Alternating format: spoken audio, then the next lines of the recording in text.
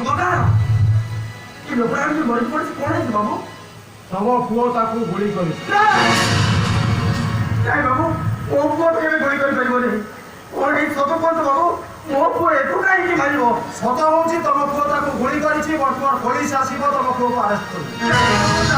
ବାବୁ ଆପଣ କହିପାରିବିନି ବିଚାରଟା କ'ଣ ହବ ସେ ବିଷୟରେ ମୁଁ କହିପାରିବିନି। ତ ଏତିକି ଜାଣିଛି ଏ ଗୋଟେ ସାଧାରଣ କେସ୍ ନୁହଁ।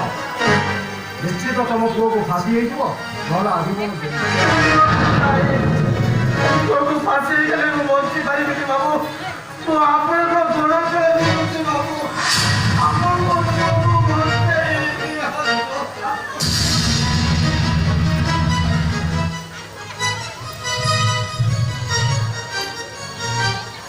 ଦେଖ ମୁଁ ତମ ପୁଅକୁ ବଞ୍ଚେଇଦେବି କିନ୍ତୁ ତମକୁ ମୋ କଥାରେ ରାଜି ହେବାକୁ ପଡ଼ିବ।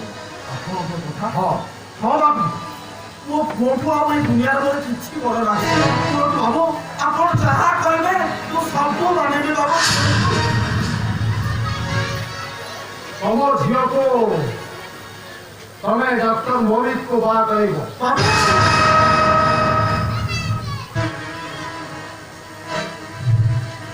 ତାହେଲେ ତମକୁ ଏ କେସ୍